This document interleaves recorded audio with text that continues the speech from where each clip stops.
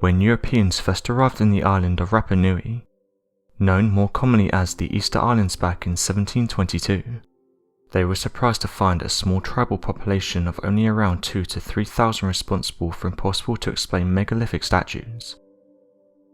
When questioning the native population, they seemed just as confused and unknowing of the construction processes surrounding the Easter Island heads. This has led to some interesting discoveries being made over the years. One interesting idea that's been put forward is the Easter Island water sources. In an attempt to better understand the random positioning of the several hundred Easter Island heads located around the island, archaeologists and researchers have been trying to build up an almost psychological profile of the placement of the megalithic statues, and this is by gathering information on the environmental surrounding of the statues, and what their placement could be referencing when compared to other structures or landscapes surrounding the heads. Originally, researchers believed the heads could have been placed in key areas to be used as markers for crop-growing regions, and areas for small gardens. Evidence for this theory was found when archaeologists uncovered the remains of organised crops in the ground surrounding the Easter Island heads.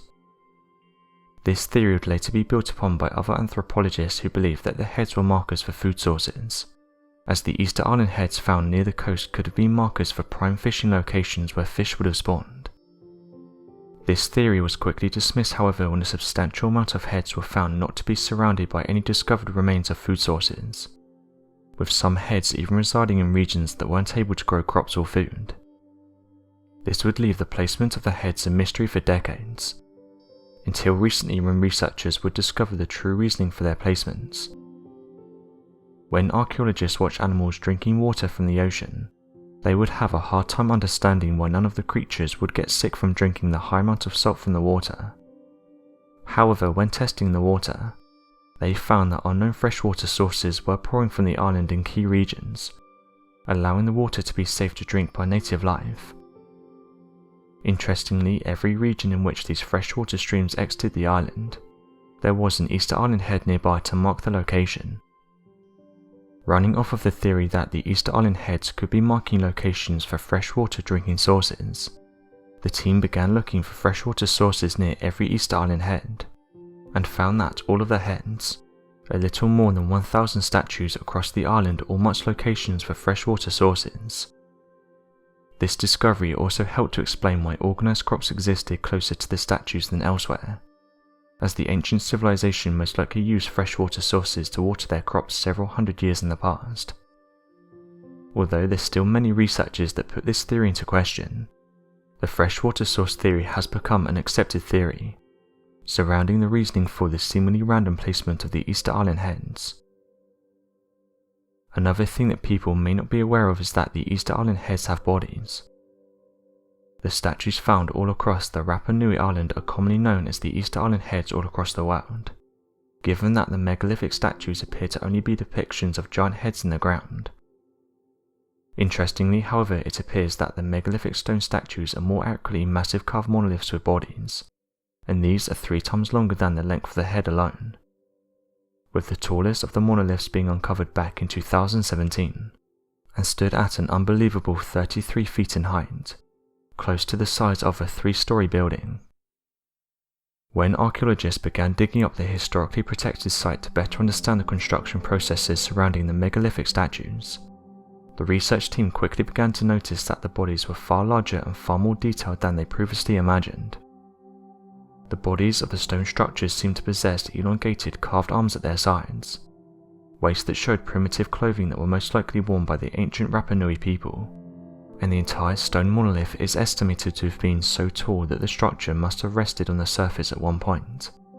but was buried over time due to the natural landslides and erosion on the island, helping the researchers to better calculate the timeline surrounding the creation of the statues. Even more exciting for the researchers, the bodies of the Easter Island heads seem to have featured detailed carvings all across the statues, that leave a record of moon and star symbols, a strange hieroglyphic language and references to Polynesian canoes, most likely telling the original myth of the native Rapa Nui having come from the Polynesian islands,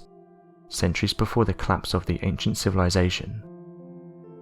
It's believed that each Easter Island statue holds different stories on the bodies of the statues. However, it's impossible to uncover and dig up every statue as the island is protected by historical significance, and damage to the site can be done by digging up each of the monoliths across the island. As research continues to be made surrounding the statues, different clothing styles, mythologies and stories have begun to surface once again. So what caused the collapse of the Easter Island? Research archaeologists and anthropologists studying the artifacts left behind by the Easter Island civilization have been struggling to find an explanation as to what appeared to have caused the complete collapse of the Easter Island civilization. They've said that it's estimated at being more than 800 years old, dating as far back in their origins after departing the Polynesian islands during 1200 AD. Unfortunately, there appears to be no working theory accepted by the archaeological community surrounding the native inhabitants of the island and the collapse of their society, that was estimated as having more than 3,000 people living on the island during the height of its power. Researchers have theorized that inbreeding could have caused rising birth defects that led to genetic illnesses and the eventual collapse of the Easter Island.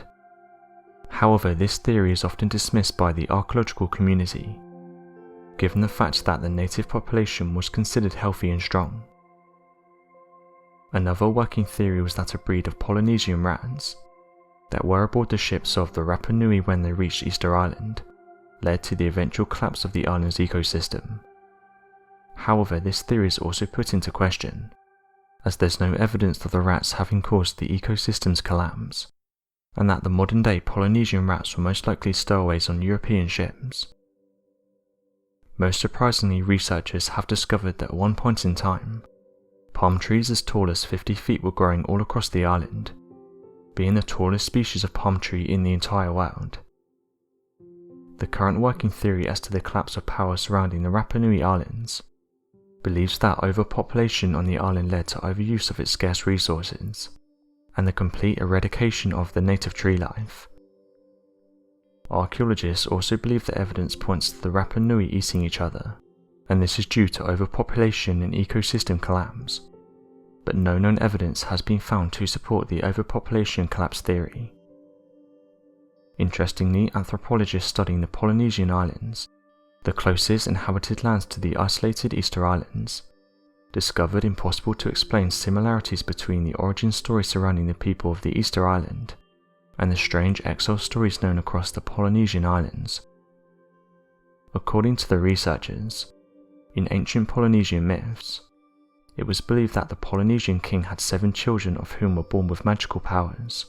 and were described by the Polynesians as giants. Fearing their great power and their short tempers, the Polynesian king quickly sent his sons away to be banished, and cast them onto an island far away for them to live in exile, and this was in the direction of the Easter Island. Oddly enough, it appears that this myth can be confirmed when analysing the large stone structures on the island.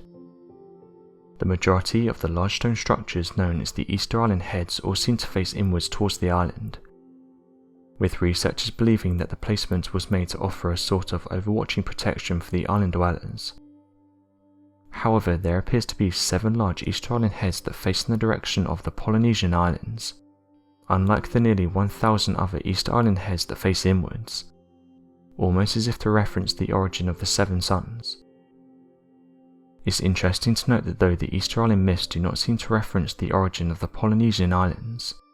the Easter Island mythology does talk at length about giants, and the creation of the Easter Island heads by giants.